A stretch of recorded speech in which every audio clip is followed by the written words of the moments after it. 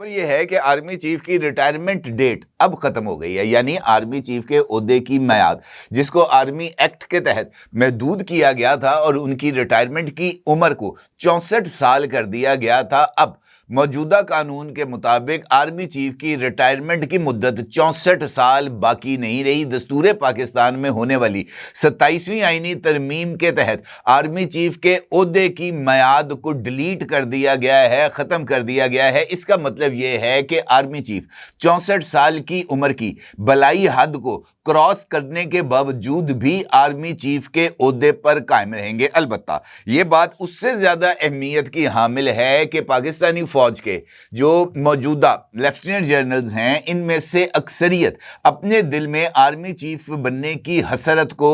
دل میں ہی رکھتے ہوئے ریٹائر ہو جائیں گے، کیونکہ جو نئے چیف آف ڈیفنس فورسز جن کی تعیناتی کا نوٹیفیکیشن کل آخر کار جاری کر دیا گیا ہے، اس نوٹیفیکیشن کے جاری ہونے کے بعد چیف آف ڈیفنس فورسز یعنی فیلڈ مارشل سید عاصم منیر کے عہدے کی میعاد 2030 میں ختم ہوگی، اور 2030 میں ان کے عہدے کی میعاد کا ختم ہونا اس بات کا ثبوت نہیں ہوگا کہ وہ 2030 میں ریٹائر ہو جائیں گے۔ 2030 میں حکومت اس بات کا فیصلہ کرے گی کہ کیا فیلڈ مارشل سید عاصم منیر کو جو ہے وہ ری اپوائنٹ کیا جائے یا ان کو ایکسٹینشن دی جائے۔ یہ جو دونوں آپشنز ہیں اس وقت کے وزیر اعظم کی ٹیبل پر موجود ہوں گے، اور یہ وزیر اعظم کا اختیار ہوگا کہ وہ 2030 میں ان کو کنٹینیو کرائیں، ری اپوائنٹمنٹ کریں، یا ان کی ریٹائرمنٹ کا نوٹیفیکیشن جاری کریں۔ اور نوٹیفیکیشن جاری کرنا اتنے طاقتور شخصیت کا یہ کچھ زیادہ آسان کام نہیں ہوگا۔ اس کا مطلب یہ ہے کہ 2030 میں فیلڈ مارشل سید عاصم منیر کے ریٹائرمنٹ کے امکانات آرمی ایکٹ میں ہونے والی عمر کی بلائی حد کو ختم کرنے کے بعد کافی حد تک کم ہو گئے ہیں۔ دوسرا اہم پہلو یہ ہے کہ یہ جو نیا قانون آیا ہے، نیا نوٹیفیکیشن کے بعد یہ جو 27ویں آئینی ترمیم کے تحت جو نیا آفس کریٹ کیا گیا ہے چیف آف ڈیفنس فورسز، اب 27ویں آئینی ترمیم کے تحت ہوا کیا ہے؟ 27ویں آئینی ترمیم میں آرمی چیف کے حوالے سے اس بات کا اعلان کر دیا گیا ہے کہ جو بھی آرمی چیف ہوگا پاکستانی فوج کا، وہ خود بخود چیف آف ڈیفنس فورسز بھی ہوگا، اور چیف آف ڈیفنس فورسز کے عہدے کی میعاد اس کے نوٹیفیکیشن کے بعد اس کا آغاز ہوگا۔ یعنی آرمی چیف کو اپوائنٹ کیا جائے گا اور اس کے بعد وہ از خود چیف آف ڈیفنس فورسز کے عہدے پر اس کا تعیناتی کی جائے گی، یعنی ایک ہی نوٹیفیکیشن کے ذریعے وہ آرمی چیف بھی ہوں گے اور چیف آف ڈیفنس فورسز بھی ہوں گے، اور اس نوٹیفیکیشن کے تحت جیسے ہی وہ اپنا آفس ایزیوم کریں گے، یعنی وہ جو کمانڈ سٹک ہے وہ وصول کریں گے آؤٹ گوئنگ آرمی چیف سے، تو اس کے بعد ان کے عہدے کی میعاد کا آغاز ہوگا جو کہ 5 سال ہوگی، اور یہ رینیویبل ہوگی، یعنی ان کے پاس ری اپوائنٹمنٹ اور ایکسٹینشن کا آپشن موجود ہوگا۔ اسی طریقے سے چونکہ موجودہ جو آرمی چیف ہیں فیلڈ مارشل سید عاصم منیر، کل جاری ہونے والے نوٹیفیکیشن کے مطابق جس میں ایوان صدر نے یہ نوٹیفیکیشن جاری کیا ہے بطور chief of defence forces Syed Asim Munir کا، اس نوٹیفیکیشن کے اجرا کے بعد ان کی جو مدت ملازمت ہے وہ دسمبر 2030 میں ختم ہوگی۔ تو اس کا مطلب یہ ہے کہ اس وقت فوج کی کمان میں موجود جو لیفٹیننٹ جنرلز ہیں ان میں سے کوئی بھی 2030 میں جو ہے وہ آرمی چیف کی دوڑ میں شامل نہیں ہوگا، کیونکہ جو 11 کور کمانڈرز ہیں یا 11 لیفٹیننٹ جنرلز ہیں وہ اگلے سال اکتوبر میں ریٹائر ہو جائیں گے، اور اگلے سال اکتوبر میں ریٹائر ہونے کے بعد جو میجر جنرلز ہیں ان میں سے 11 میجر جنرلز کو جو ہے وہ پرموٹ کیا جائے گا لیفٹیننٹ جنرل کے عہدے کے اوپر، اور لیفٹیننٹ جنرل کے عہدے کی میعاد بتائی جاتی ہے کہ وہ 3 سال ہے۔ یعنی جو لوگ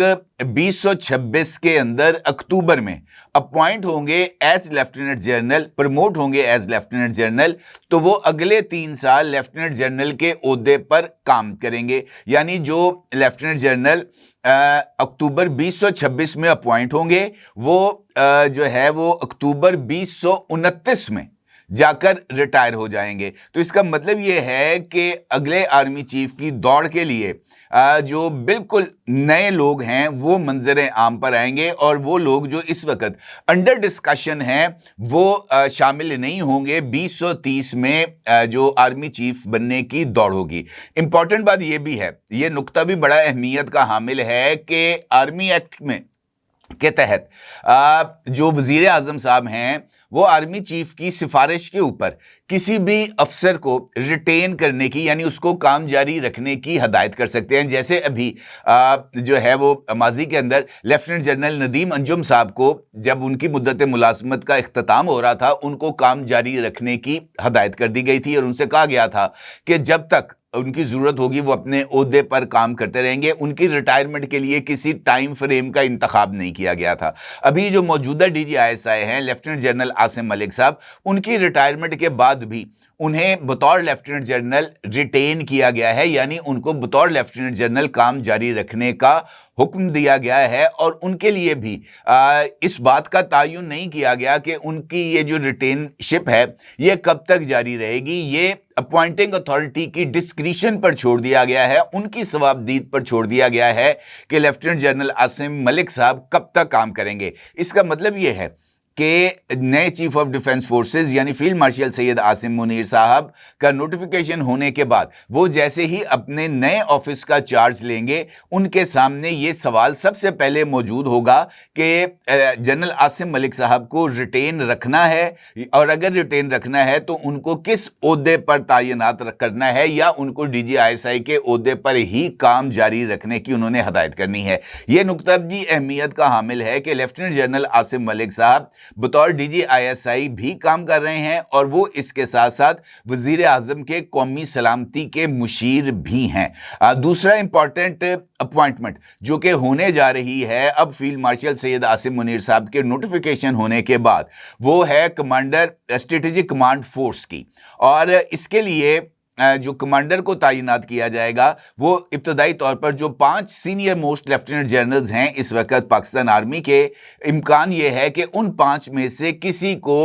جو ہے وہ اسٹریٹجک کمانڈ کی جو ذمہ داری ہے وہ سونپی جائے گی. اس کے ساتھ ساتھ جس طرح میں نے آپ سے گزارش کی ہے کہ وائس آرمی چیف کی اپوائنٹمنٹ کا اختیار بھی فیلڈ مارشل سید عاصم منیر کے پاس ہے. اگر وہ اس بات کی ضرورت کو محسوس کریں گے کہ جناب جو ہے وہ ان کو کسی آرمی کے جو ان کی اہم ذمہ داریاں ہیں وہ سنبھالنے کے لیے انہیں اپنے کسی نائب کی ضرورت ہے تو وہ اپنے کسی نائب کی بطور وائس آرمی چیف اپوائنٹمنٹ کر سکتے ہیں. البتہ وائس آرمی چیف کی اپوائنٹمنٹ کی جو مدت ہے وہ 3 سال رکھی گئی ہے, وہ 3 سال تک بطور وائس آرمی چیف کام کریں گے. اور اس بات کا یہ جو ہے قانون اس میں اس بات کی وضاحت نہیں کی گئی کہ اگر کسی بندے کو پروموٹ کیا جائے گا as vice chief of army staff تو کیا اس کو 4 سٹار جنرل کے عہدے پر ترقی دی جائے گی اور یا وہ بطور 3 سٹار جنرل یعنی بطور لیفٹیننٹ جنرل ہی آرمی چیف کے نائب کے طور پر کام کرے گا. یہ بڑے امپورٹنٹ ایسپیکٹ ہے.